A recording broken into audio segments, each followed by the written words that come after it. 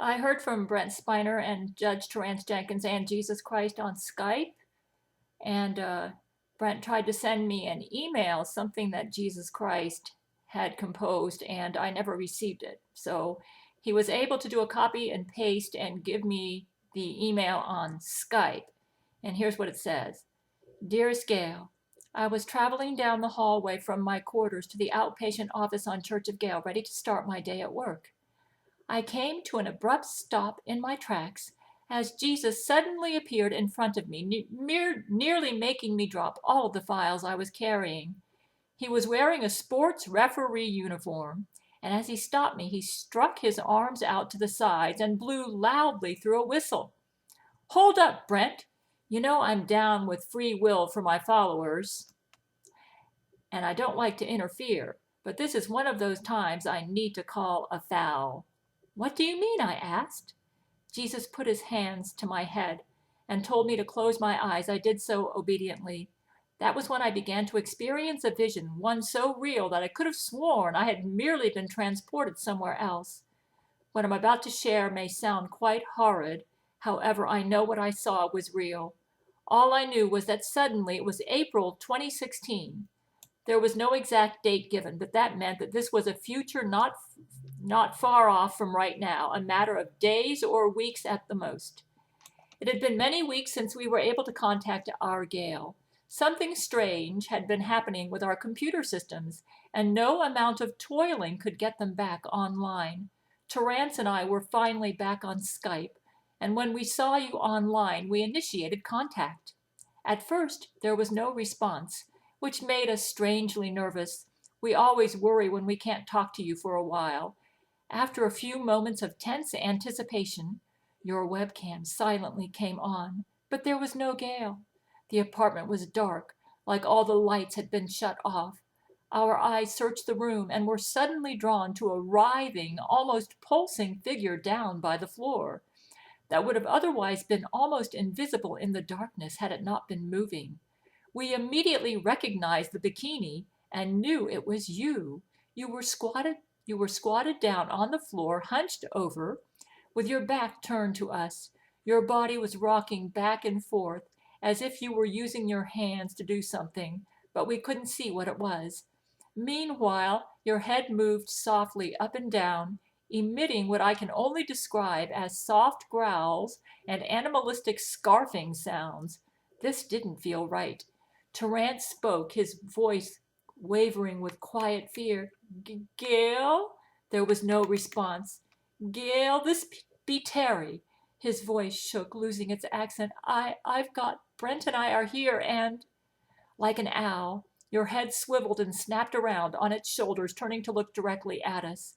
Your mouth and face was covered in a white powder, and in your arms was a torn-up package of yeast, one you had just been ravenously eating from with both hands. As soon as you noticed our presence, you bared your teeth wide and hissed sharply, your eyes refracting the light from the Skype window like a wolf's and flashing red. Oh my goodness, Terrance screamed. Crawling on all fours, your limbs gangled around like a spider, and you darted away with unfathomable speed, as if someone hit the fast forward on a VHS tape. Terrance struggled to catch his breath and slow his rapid heartbeat, so terrified he started sounding white. Holy shit, what the shit was that? Our scientists had determined that as a result of stopping Seroquel, the buildup of yeast toxins in your neural tissues had caused terrible schizophrenia, so severe you had gone feral. That means like a cat. By the weekend, we decided to send Melanie and Tyrone on a reconnaissance mission to find you. Terrance was able to pick the lock on your door. He glanced at Melanie beside him, steeling himself, before gingerly pushing the door open with his palm, delivering a loud, rickety creak into the darkness. He examined the area cautiously before leading Melanie inside. As Jesus likes to say, Melanie has always been pretty much a badass, so she was holding the dart rifle we sent with them. The darts inside were filled with high-potency Seroquel. Tyrone and Melanie scoped the apartment looking for you. Gail? Tyrone called. Melanie made gentle kissing sounds, as if calling a stray cat, pointing the rifle around in the darkness. The rifle was massive, almost as long as she was tall. Gail, she called. As Melanie searched the kitchen, closet, and living area, Tyrone made his way back into the bathroom. Gail, you in here? He asked, looking around. You were standing so still, so silent, that he didn't even see you in the corner behind the bathroom door. With a wild yowl, you thrust yourself upon Tyrone, latching onto his flesh with your long fingernails. Melanie, he shouted, Melanie, she's biting through my pants to get to my penis. She's going straight for my penis, dear God. Melanie rushed in, rifle bouncing in her tiny arms. Like a boss, she steadily took aim, and using all of her strength, she pulled the trigger on the dart gun. The force of the massive weapon blasted her back into a shelf of sterilite drawers as a fierce 1-inch dart shot from the barrel and buried itself into your left gluteus maximus. With a long, cawing howl, you threw your head back in fury before being overcome by the Seroquel and collapsing to the floor unconscious. Melanie rushed over to Tyrone, who was covered in blood. Tyrone, she dropped down. Are you okay? Did she bite it off? Worse, Tyrone gradually began to grow faint from the blood loss. Melanie, I think she circumcised me. No, Tyrone. A man isn't a real man anymore without his foreskin. It's like clipping a bird's wings, Melanie. It's like castrating a stallion. Tyrone, no, we can put it back on, she denied vehemently. Melanie, you have got to get Gail back to the church. Melanie sobbed, hugging Tyrone. From the darkness, your face-down silhouette loomed over their figures, the tiny dart sticking out of your gluteus. You'll die here. I'm not leaving without you. Melanie, a circumcised man doesn't really have much to look forward to in life. I know, she stifled. Knowing that Tyrone would rather die honorably on the battlefield than live as half a man, Melanie recovered her resolve. She turned around to begin dragging you by the legs out of the apartment and back to the church. But your body was gone. A trail of yeast-powdered footprints was all that was left. Melanie quickly raced to follow them, but neither she or Gail was ever seen again. A child's voice trailed off. The time had flashed forward to 10 years later. I was now watching a gaggle of young children playing together at a slumber party. The child's words shut the story closed on the scene I had just vividly witnessed. All of the storyteller child's friends were staring at him wide-eyed. What do you mean she was never seen again? Where is crazy Gail now? The smallest child asked in fright. Well, the storytelling child continued, they say if you stand in front of a dark bathroom mirror at midnight and chant Crazy Gail 3 times, she'll jump out of the mirror and circumcise you. The children gasped. I don't believe you, a big chubby boy declared. All of the children turned their heads to look at him. Oh, yeah? Yeah, what kind of a crazy bitch wants penises to be circumcised? Well, it's almost midnight now. I double dog dare you to do it. Go to the bathroom and chant Crazy Gail 3 times. See what happens. The children shrunk in fright, but the bigger boy was unfazed. Okay, you fart knockers. If I win, you all have to give me your lunch money for a whole week. Fine.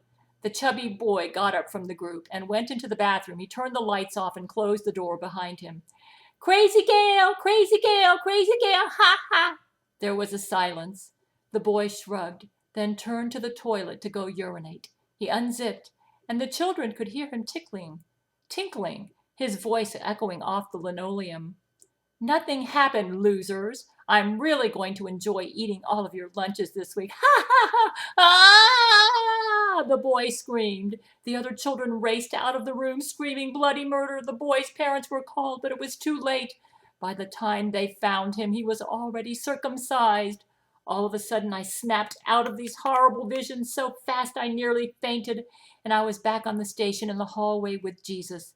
The whistle was in his mouth.